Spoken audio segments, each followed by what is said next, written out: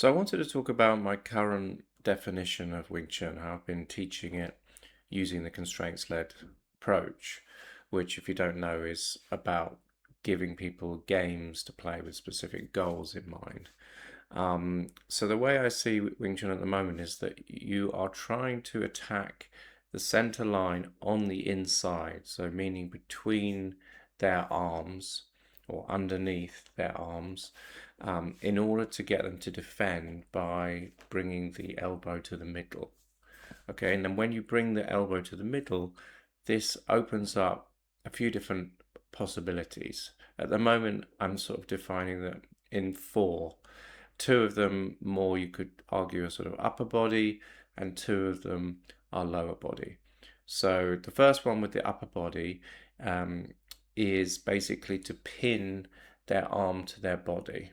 Now, what this does is it immobilizes their arm and gives you an opportunity to hit them. Okay, you could say that you might immobilize yourself, but usually if their arm is close to their body and yours is away from your body, you tend to have more ability to set up strikes afterwards.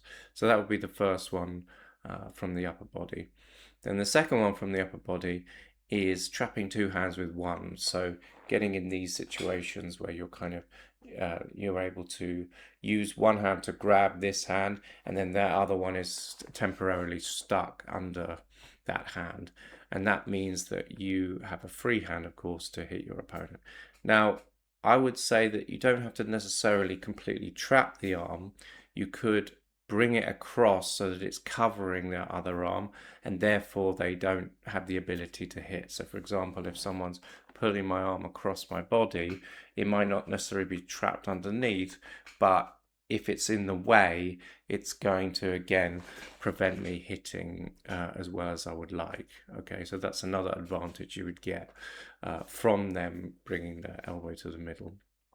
Now, the two lower body ones, let's start with off angling. So there's off angling and there's off balancing.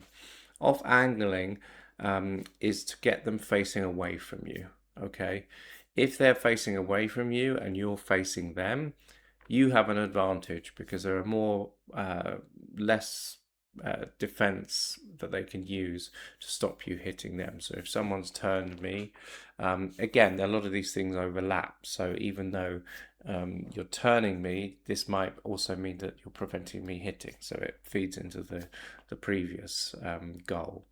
But basically, you want to get people facing away from you while you're facing them. And then finally, there's off balancing. So I define off balancing as misaligning the shoulders and the hips. So if the shoulders and the hips are in a straight line, even if you're making someone move, if they can make their shoulders and hips stay in line in the context of Wing Chun, then if you were able to misalign them, if you're able to get their shoulders in front or behind the hips, then they are going to be slightly off balance and they're not going to be able to get so much power from the ground. As well as that, they very temporarily have to use their hands to rebalance themselves. If you look at an extreme example like walking a tightrope or something, we obviously have our arms out or we have a massive stick or something like that. Now, you might not be able to see it in the moment, but if you off balance someone, they quickly have to sort of use their hands in order to stop themselves falling over. And in that moment, they're not able to defend so well and they're not able to attack so well. Okay, so again, we're trying to hit in the middle on the inside, so between two hands, so that our opponent's elbow moves towards the middle, and that sets up arm pinning, arm trapping, off angling, and off balancing.